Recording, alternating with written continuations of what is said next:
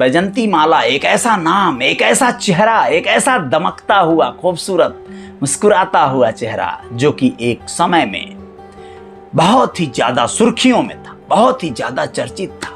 बॉलीवुड का एक ऐसा शोहरत, एक खुशनुमा चेहरा। बैजंती माला के नाम पे फिल्में चलती थी। उनका 91वां जन्मदिन था। इस पर शायरा बानो जो कि दिलीप कुमार साहब की पत्नी हैं, उन्होंने बहुत सारी बातें शेयर की, साझा की। दिलीप कुमार के साथ उनकी कैसी बॉन्डिंग थी, कैसी केमिस्ट्री थी, किस तरह वो लोग सुपरहिट जोड़ी के रूप में सामने आते थे, ये सारी चीज़ें उन्होंने बताया। आप लोग बता दें कि उन्होंने यहाँ तक बताया, शायरा बानो ने, कि उनके पति को वो साहेब कहती थी, दिलीप कुमार साहब, दिलीप कुमार को साहेब कहती थी। साहेब और अक्का कहती थी बैजंती माला को। वैसे बहुत सारे लोग अक्का कहते रहे होंगे। तो बैजंती माला यानी अक्का और साहेब के बीच में कुछ मनमुटाव हो गया था, अनबन हो गई थी, ये लोग बात नहीं कर रहे थे। इनके बीच में मैंने सुलह करवाया। शायरा बानो ने सोशल मीडिया पर बैजंती माला और दिलीप कुमार की 3 तस्वीरें शेयर की।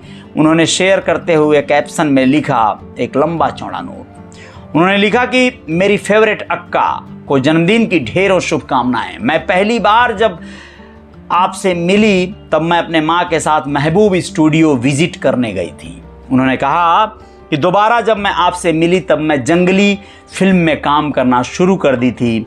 आपने एक फिल्म प्रीमियर में मुझे देखकर प्यार से मेरे गाल खींचे थे, तो मुझे याद है कि मैंने हफ्ते भर अपना गाल धोया नहीं था, अपना चेहरा धोया नहीं था, क्योंकि आपने मुझे छू दिया था।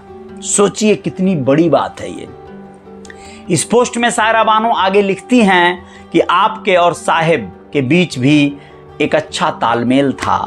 आप दोनों एक दूसरे को अच्छे से समझते थे और यही आपकी ऑन स्क्रीन केमिस्ट्री को निखारने में काम आया था।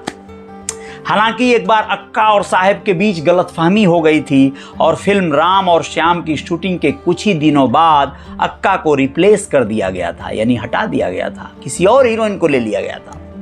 शायरा आगे लिखती हैं कि इसके बाद साहब और अक्का और उनके पति डॉक्टर बाली दिल्ली में इवेंट और डिनर पर एक दूसरे से मिलते रहते थे।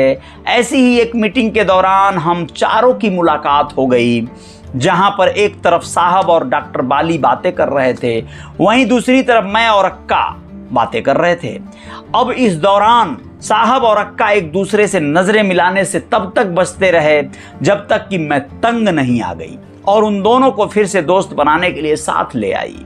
ये मेरे लिए बहुत बड़ी उपलब्धि थी। शायरा ने इस पोस्ट में ये भी खुलासा किया कि वो बैजंती माला और दिलीप कुमार का तालमेल देखकर जलती भी थी, मगर उन्होंने ही दोनों के रिश्तों में आई दरार को भरने का भी काम किया था।